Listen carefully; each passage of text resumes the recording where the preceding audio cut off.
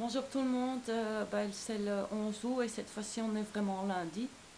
À savoir que hier j'ai passé toute la journée à me demander pourquoi l'assistante sociale ne me répondait pas à mes coups de fil ni à mes emails, et mes enfants ont attendu toute la journée pour me dire qu'on était dimanche en fait.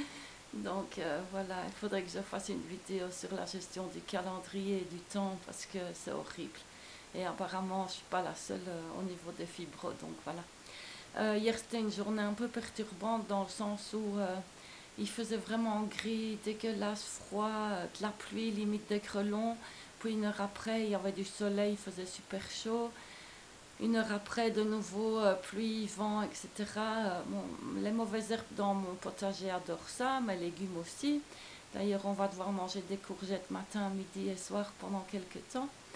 Euh, mais ce qui m'a fort impressionné, c'est à un certain moment, on s'est retrouvé sans courant. Comme la batterie de mon ordi est morte 6 mois après que je l'ai eu, pas de courant, pas d'ordi, de toute manière pas internet. Et pour apprendre 2 heures après, quand l'électricité est revenue, qu'une tornade avait frappé.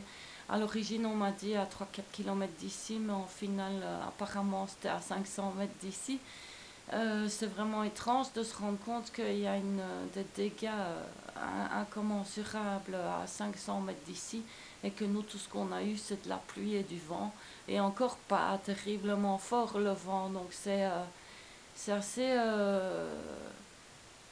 perturbant de se rendre compte qu'il y a des trucs extrêmes qui se passent comme ça à 2 rues plus loin et que nous, on ne s'est rendu compte de rien, en fait, jusqu'à ce que l'électricité revienne et que ma voisine d'en face, la petite dame âgée qui sait tout et qui raconte tout, qui a le système d'alarme et le journal de tout le monde, vient de me dire qu'il y avait eu une tornade.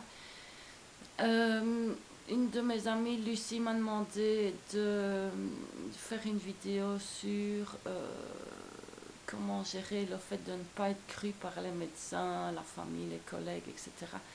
Je vais faire une tentative, mais je vous promets rien parce que, à part me foutre royalement de ce que les gens pensent, j'ai pas trouvé beaucoup de tactique à ce niveau-là et je dois dire que ça marche pas toujours. Ne pas accorder d'importance à ce que les gens pensent parce que finalement ça nous va très loin quand même et c'est très frustrant parce qu'avec une maladie invisible, ben, par définition, les gens ne voient pas quand on est bien ou pas bien. Donc, eh bien, tout à l'heure, je vais essayer d'aller un petit peu me brosser les dents, prendre ma douche, etc. On verra parce qu'avec ces changements climatiques, j'ai plutôt l'impression d'avoir 150 ans. À tout à l'heure.